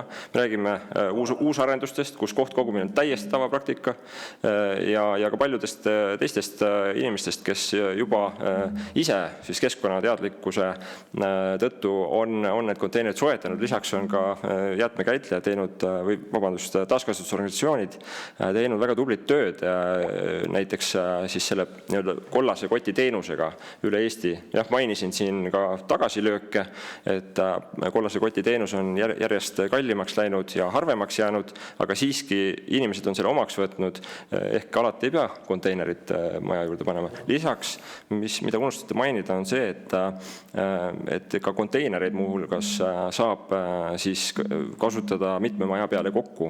Ja seda on väga paljudes kortermajade piirkondades ka tehtud. tehtud ka loomulikult eramajade piirkondades. Et seda, et kuidas nüüd see konteinerite arv lõpuks välja kujuneb, seda on väga-väga raske prognoosida. Siin jällegi ma ei hakkaks spekuleerima. Arusaadav, et seda hetkel ei ole ministeerium, mis optimaalne Eestile võiks olla see täiendavate konteinerite arv, see kujuneb välja asjaoludest johtuvalt, mida reformi puhul on praegu võimatu objektiivselt ette hinnata. Asi on selles, et meil nüüd selle reformiga saavad rollid selgelt paika. Arusaadav. Et kohalikul omavalitsusel on ülesanne koguda see materjal liigiti kokku võimalikult kõrge kvaliteedi tasemel, nagu ma nimetasin, 95% puhtusastmega. See on väga-väga puhas materjal. Ja see, kuidas ta selle kogumise korraldab, on mingil määral siis omavalitsuse enda suunata. Seadusega antakse raamid ette, muuhulgas me töötame välja üleriikliku sorteerimisjuhendi, mis on juba tegelikult peaaegu valmis, aga täpsustub nüüd siis pärast seda, kui Riigikogu siis 3. lugemise ära teeb ja president selle seaduse välja kuulutab, et siis saame ka üle riigi ühtlase praktika jäätmete liigiti kogumises. Nii, ma saan aru, valitsuse positsioon on see, et toiduhinnatõusu mõju on 0, tegelikult ühiskonnale täiendav lisakulu on 0 ja prügikastide arvu tegelikult, mis juurde peaks tulema, seda ei ole võimalik tsentraalselt reformi käivitamise puhul hinnata. See võib kõlada veidralt, eks ole, aga millest see järeldus on tehtud, et ühiskonna kulu ei muutu, on see, et praegu süsteemis on väga palju ebatõhusust. Et võtke näiteks avalikud konteinerid, mida siis haldavad 3 erinevat taskusorganisatsiooni, veokid sõidavad mööda linna, niimoodi mitte duubeldades, vaid 3-kordselt, eks ole. Ja lisaks siis konteinerite selline haldamise süsteem on ka suhteliselt ebatõhus praegu. Aga härra Janis, mul on veel lõpetuseks väike küsimus siis teiste kolleegide juurde. Te ütlesite, et see reform on 53 kohtumist ütleme erinevate huviorganisatsioonidega või siis niimoodi, lobikohtumised, 100 kohtumised veel eraldi, see on meeletu, see on grandioosne, see on heerakleslik töö. Ja nüüd oleme küsimus selles, et nüüd see reformi surutakse kiirkorras parlamendist läbi, homme on lõpphääletus ja ma vaatan, et need kesksed organisatsioonid, kes peaksid olema rakendajad, kes peaksid olema tegelikult kujundavad ka hindu nende liikmed, ütleme Eestis, väidavad paraku nendele numbritele vastupidist. Härra Janiso, miks selline olukord siis on välja kujunenud? Me oleme siin 3. advendi eel silmitsi tegelikult põhimõtteliselt 2 strateegilist vastandliku narratiiviga. Meil on laual ühed analüüsid, meil on laual see mõjuanalüüs. Miks see nii on kujunenud välja siis? Et kuidas te oskate lühidalt öelda? On see poliitiline surve selle reformi vastuvõtmiseks sellisel kujul? On see mingisugune siis administratiivse tööplaani surve? Millest see on tingitud? Juba kevadel ma mäletan, Tööandjate Keskliit nõudis, et see jäätmereform tuleb prügikasti visata. Ma mäletan Tööandjate Keskliidu seisukohta. Oli nii, proua Realo? Oli? Eks ole. Ma loodan, et vastasin muidugi eelnevatele küsimustele ammendavalt, et saate aru, kust need vastandlikud seisukohad tekivad. Teiseks kevadel need seisukohad, mille esitas Tööandjate Keskliit, Kaubandus-Tööstuskoda ja Ringmajandusettevõtete Liit, nendele sai peaaegu 100% siis eelnõusse vastu tulla. Et sellest ma võin ka täpsemalt rääkida, kui huvi on. Osad kompromissi kohad tõin ka välja. See oli nimelt just valitsuse otsuse eeltingimus, et me oleksime siis ettevõtjatega kooskõlas selle eelnõuga. Nii, ja üks küsimus läks meelest ära. Vabandust, te tahtsite minult... Miks siis tööandjad organisatsioonid valetavad, vassivad? Miks nad mässavad ja külvavad segadust jõuluajal? Ei, te tahtsite minult seisukohta Riigikogu tegevusele. Ma ei tea, kas mitte Riigikogu seisukohta. Küsimus oli selles, et miks see kaasamine ei ole õnnestunud, ma küsin nõnda, härra Janiso, ja see ei ole põrmugi jällegi teile kuidagi süüdistav või süüstav, vaid vastupidi, ma mõistan ka teie, kindlasti on keerukas olukord praegu. Aga et miks siis tööandjate organisatsioonid levitavad niisuguse väited, mis on ebatõesed, härra Janiso, mis on valitsuse positsioon selles küsimuses? No ma olen ametnik, eks ole, et ma päris poliitilist seisukohta siin esinda. Aga siiski, et nagu ma ütlesin, siis see eelnõu on väga keeruline. See on väga suure ühiskondliku muutuse eelnõu. Ma arvan, et kõik saavad sellest aru. Ja siin turul on väga palju erinevaid arvamusi, erinevaid seisukohti. Ma arvan, et tänaseks on ka, televaatijad on veel alles, eks on ka võib-olla aru saanud, et siin ongi väga-väga erinevad positsioonid. Ja minust oluline on just inimestel aru saada, et mis meid nendele positsioonidele on viinud. Ja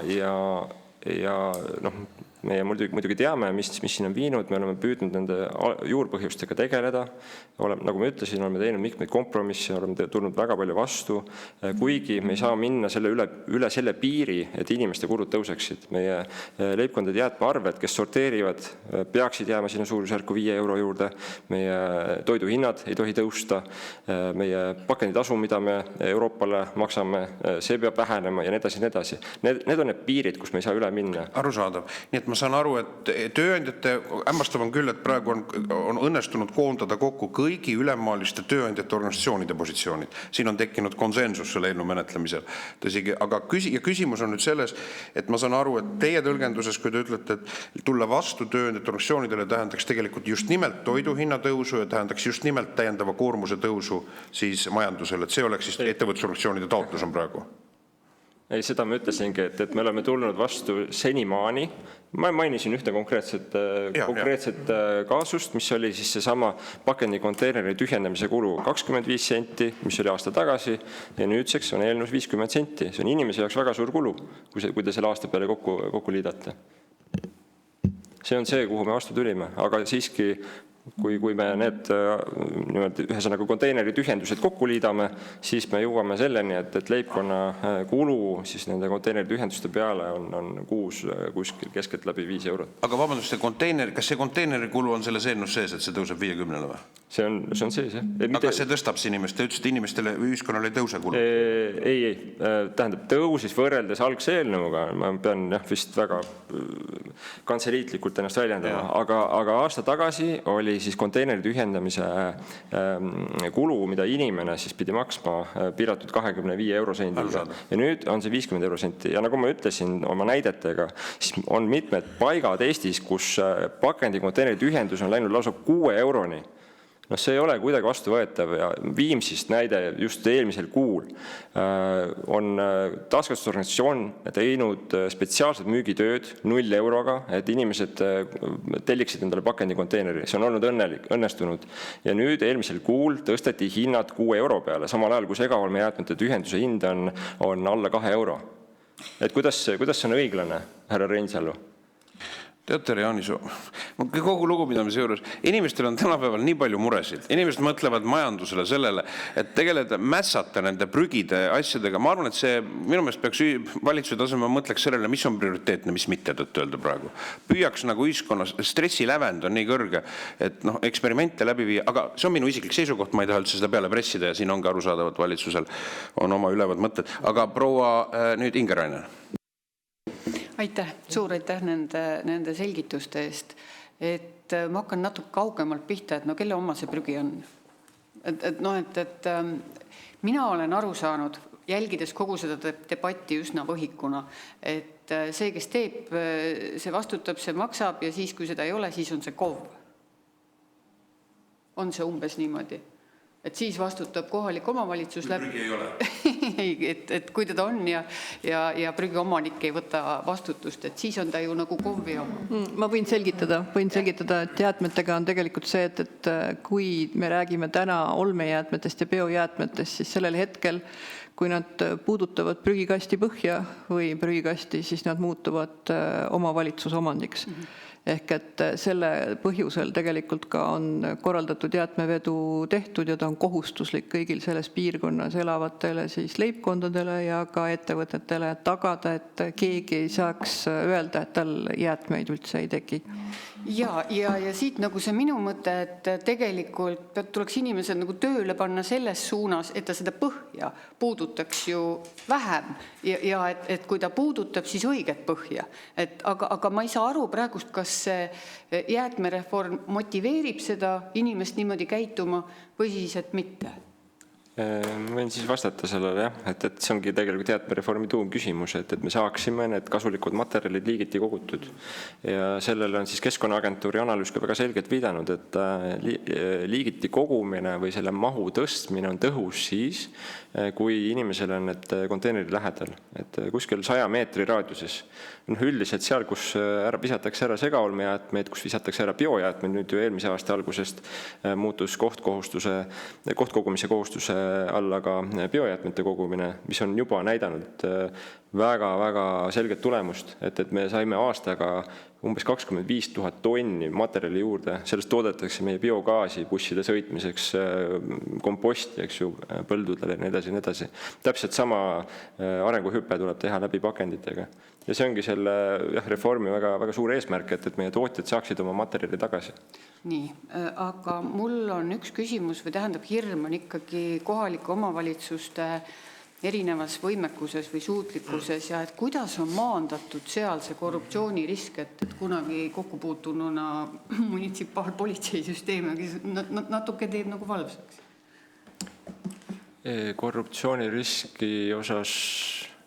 Kõik need sisemised... sisetehingud hästi. Esiteks pean ütlema seda, et see kohaliku omavalitsuse roll Eestis jäätmekäitluses on kõige piiratum kogu Euroopa Liidus. Et jäätmeveo sisetehingud on keelatud juba mõnda aega. Nüüd on siis päevakohal ka käitluse sisetehingu keelamine, ehk siis kui avaliku raha eest, maksumaksja raha eest on rajatud kompostimisväljakuid näiteks, et siis on tehtud ettepanek, et ühesõnaga omavalitsus neid niimoodi kohe automaatselt kasutada ei või. Ja mis iseenesest on ka mõistlik, me tegelikult ministeeriumi poole pealt nõustume sellega, seal on lihtsalt mitmeid juriidilisi nüansse, mis tuleb läbi töötada, läbi analüüsida. Aga ma usun, et me siin lähikuudel tegelikult jõuame selle lahenduseni ka, et kas või siis enne siis seda sisetehingu lubamist peaks näiteks olema hanked näiteks kohustuslikud. Et seda me igal juhul analüüsime, et siin võib-olla siis proua Realo mured ka maandaksin, et esiteks pakendijäätmed, need liiguvad niikuni taaskasutusorganisatsioonidele ja teiseks see sisetehingu keel, mida oodatakse tegelikult käitlusele, mis oli tegelikult keskkonnakomisjonis ka niimoodi suure arutluse all, et seda me analüüsime ja koostöös nüüd keskkonnakomisjoniga ja loodetavasti see küsimus saab ka lahendatud lähikuudel, nagu ma ütlesin. See oleks muidugi päris unikaalne olukord Eestis võrreldes teiste Euroopa riikidega, et ma pean lihtsalt seda ära mainima, et Eesti on tõesti üks kõige liberaalsemaid riike jäätmekorralduses. Et siin Taani näide käis läbi, Eesti on kordades liberaalsem, sest Taani näiteks prügilad on kõik avalikus omandis, ka põletusrajatised on valdavalt avalikus omandis, Eestis on lausa 3 prügilat, kui ma nüüd ei eksi, on eraomandis ja rääkimata teistest käitluskeskustest, rääkimata jäätmeveost.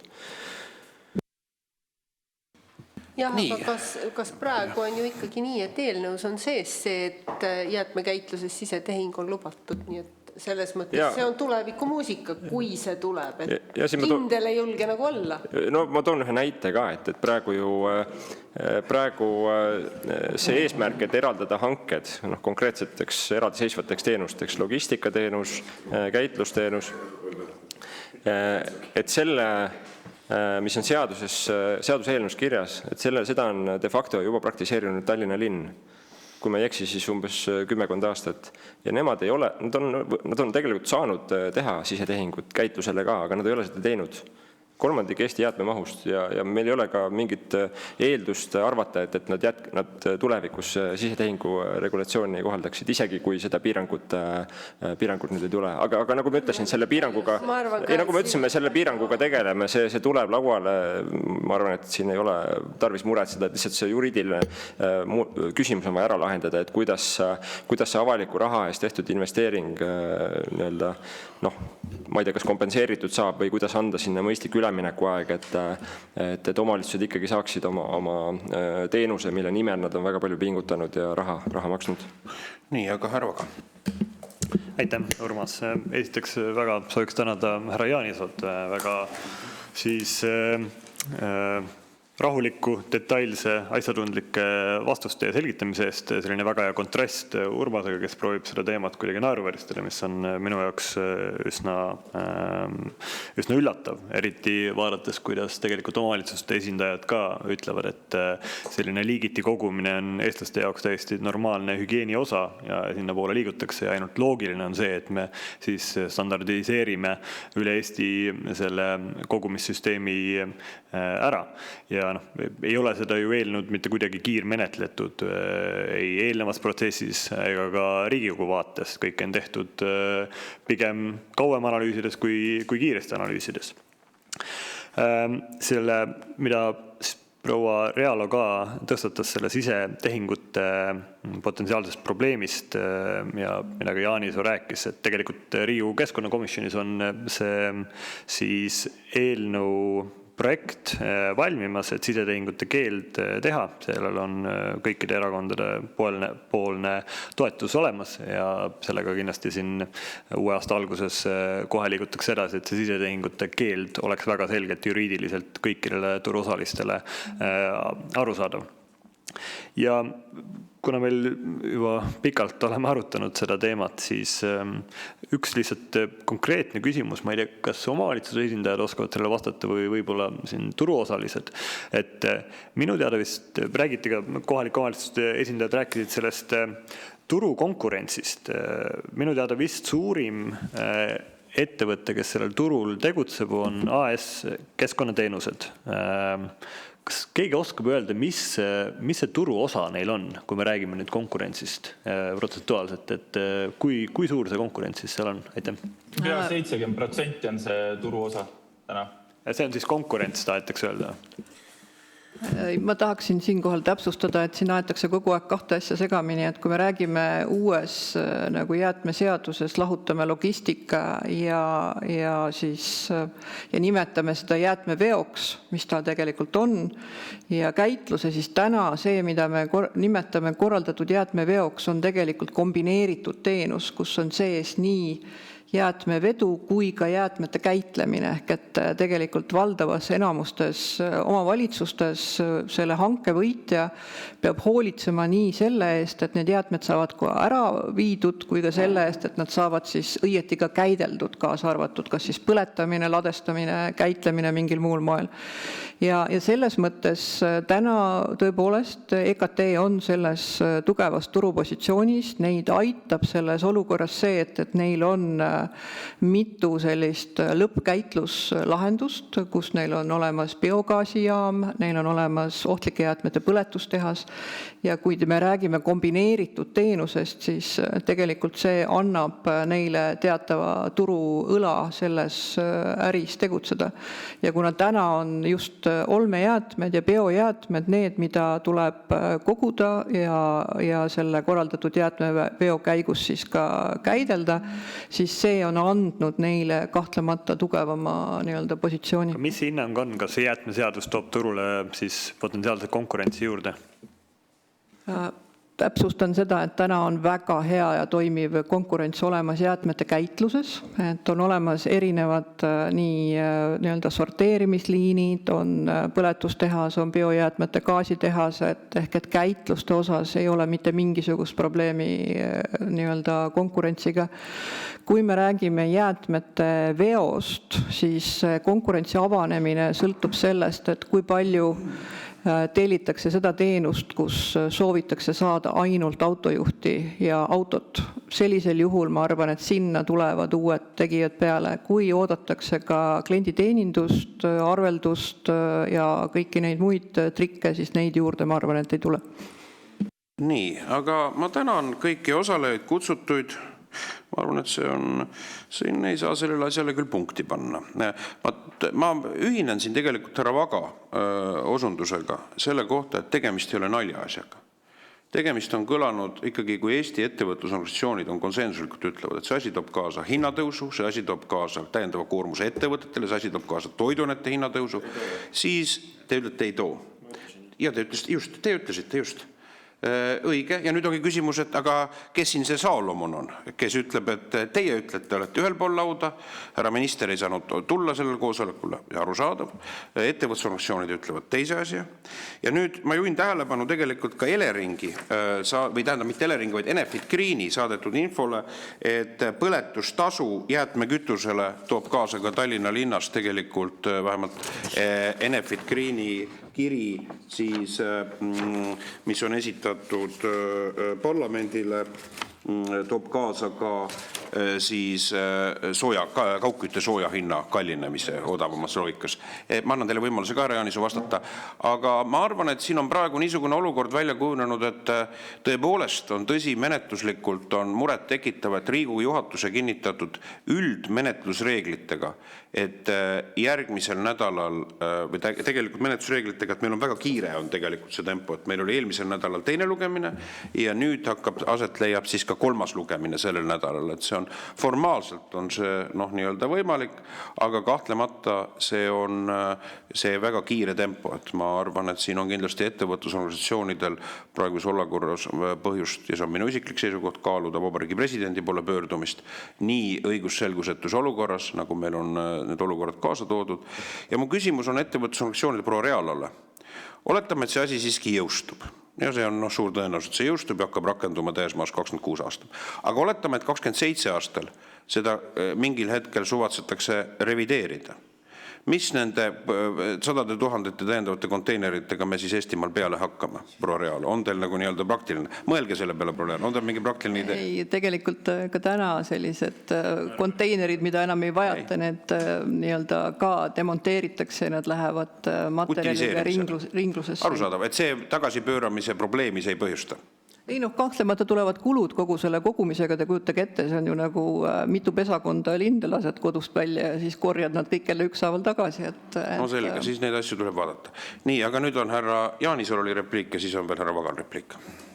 Ja vabandust, kõigepealt oli proua Potisepp jälle tõepoolest, jah. Ja, aitäh, et loomulikult on reformi alustatudki valest otsast, et see on siit ka kenasti välja tulnud, et ennem oleks pidanud ikkagi olema taristu, sorteerimisvõimekus loodud, ringlussevõtuvõimekus loodud ja siis kohtkogumist on võimalik väga kiiresti korraldada. Ei ole mingit probleemi, aga see selleks, kuna seda ei tehtud. Mind teeb väga murelikuks see, et arusaam, kuidas kulud ei kasva, kui kulud kasvavad, täna endiselt on laual. Täpselt samamoodi me oleme kuulnud, istus Jaaniso ringvaates, mitte ühtegi numbrit, mitte ühtegi arvutusskeemi ja raiub, et kulud ei kasva, kui me näeme ja väga selgelt teame, et kulud kasvavad ja kulud kasvavad nii inimestele kui tootjatele. Ja oleks aus see välja öelda, et minu meelest nii kõrgel tasemel riigiametnik ei tohiks valeinfot esitada. Tõsiselt. See on ikka väga tõsine risk juba. Ei ühtegi reaalset arvutust. Te ei tea isegi, te ei oska öelda seda, mitu konteinerit te olete eelnõusse sisse kirjutanud, kui tiheasustusse tuleb iga majapidamise juurde 2 konteinerit kohustuslikku ja 3 KOV-iga. Ja te ütlete, seda numbrit ei ole võimalik öelda. On küll, see number on võimalik statistikast välja võtta. Te teate, mitu majapidamist on. Kus te siis võtate need arvutused? Mis te olete võtnud aluseks nende arvutuste tegemisel siis? Me ei ole, sellepärast me neid arvutusi ei saagi, et neid arvutusi ja õigeid arvutusi lihtsalt ei ole olemas. Et mida te vastate? Sa ei ole täna ühtegi vastust andnud, sisulist vastust tegelikult. Et päris nii ei saa olla. Et olgem ausad, jah, koalitsioon võib kinnitada selle eelnõu ära. Võib kinnitada. Aga olge vähemasti inimeste vastu ausad ja öelge välja, et jäätmereform tõstab kulusid nii inimestel kui tootjatel. Ja kui tootjate kulud tõusevad, siis paraku lähevad need ka toiduhindadesse. Nii lihtne see ongi. Nii, härra Jaanisool, sõbralik meeldiv repliik. Ümber laua inimestel silmad maas, et ilmselt vihje sellele, et see teatraalsus siin ilmselt ei ole kohane, eks ole, et me oleme terve päeva või mitu tundi, eks ole, rääkinud konkreetsetest alustest, mille põhjal see reform on tehtud. Nagu ma ütlesin, on seatud kindlad piirid nii siis jäätmearvele ehk leibkonna kohta me räägime suurusjärgust 5 eurot kuus, mis on väga-väga konkurentsivõimeline võrreldes siin ka lähiriikidega, eks ole. Teiseks, toiduhinnad, me ei näe põhjust, miks need peaksid tõusma, vaadates tänaseid TKO-de teenuse hindu. tonni kohta, et noh, ma ei tea, kas või võtame tõesti komposiit plastpakendi, et mille tonni hind praegu, mida iga tootja maksab taaskasutusorganisatsioonile, on üle 300 €. Et see on tegelikult see on see number, mida on ka Kaubandus-Tööstuskoda meile ka laua ümber näidanud ja see on täiesti korrektne, see on seal hinnakirjades olemas, selle põhjal on tehtud ka need arvestused. Siis kaugküttest oli juttu, et selle reformi juures jah, on sellest päris palju juttu olnud ja tõesti oleme siin Enefit Greeniga varasemalt ka palju maas istunud, arutanud seda küsimust ja lahendus on see, et tegelikult nüüd, kui me ei eksi, siis kaugkütte seadusesse see kirjutatakse ka selgelt sisse, et see reform ei tohi tõsta kaugkütte hindu, et see on seal sõnaselgelt kirjutatud. Kui lisamaks tuleb kaasa, tõstab? See ei tohi kanduda sinna, see võib kanduda näiteks värava hinda, ehk siis segaolmejäätmete vastuvõtt põletusse, see jah, tõenäoliselt tõuseb. See on monopoolne ettevõte, mõtleme, küttehind on, kui kütjal on oma kapitalitootuse määr, kaugkonkurentsimäär kinnitab, ta saab selle panna kapitalitootuse tuludesse, need lisatasud peab panema. Ma räägin, et jäätmete vastuvõtt, tal on mitu kohta, kuhu see hind suunata ja meie huvi jäätmereformi vaates on see, et see suunatakse segaolmejäätmete vastuvõtt ja see ongi selleks, miks need saastetasud on. Samamoodi on ju prügilad, et prügilate vastuvõtte kulu on praegu liiga madal, seda on turuosalised välja toonud ka proua Rütelmanni kolleegid, et me peame prügilasse ladestatud segaolmejäätmete odavusest nagu lahti saama. Härra Jaaniso, aitäh. Nüüd on lõpulause härra Vagal. Ja, Urmas rääkis ka monopoolsusest. Mis sa arvad, äkki peaksime kontrollikomisjoniga seda AS Keskkonnateenuste ikkagi monopoli olukorda tegelikult siin meie komisjonis arutama tulevikus. Mis sa arvad sellest? Kindlasti kõiki teemast tuleb arutada, mis on ühiskondlikult tähelepanu. Jah, aga ma arvan, komisjoni ka sinna vaadata otsa. Ja aitäh, et tegelikult tahtsingi lisada, et kui sellest juttu on, tõesti keskkonnateenused teenindavad praegu 800 000 Eesti inimest. Et see on probleem, mida on Konkurentsiamet välja toonud ja kui selleks aruteluks läheb, siis kindlasti ma soovitan kutsuda siia Konkurentsiameti esindajad ka. See ei ole ainuke analüüs, mida nad jäätmekorralduse kohta viimasel ajal teinud on. Suvel avaldati ka taaskasutusorganisatsioonide kohta väga põhjalik audit, ma soovitan ka sellega tutvuda. Sealgi ei ole konkurentsiolukord tagatud ja on mitmeid murekohti, mida me muuseas jäätmereformi eelnõuga lahendame. Nii, aga ma annan veel lõpulause proua Rüütelmannile. Ma tahtsin selle hinna kohta korra veel öelda, et kui me räägime sellest, et meil on veo- ja käitluskulud ja omavalitsus võib sinna 50% sellest juurde panna. No mina ei tea, me oleme 3 organisatsiooni siin laua ääres, me oleme praktikud ja ametnike pool ütleb meile vastu, et teie ei saa oma rehkenduste ja eluga üldse hakkama. Meie teame, kuidas asjad paremini käivad.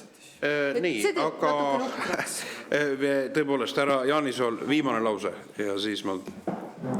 Nüüd tegemist on jäätmeveoteenustasuga. See on jäätmeseaduse paragrahv 66 lõige 5.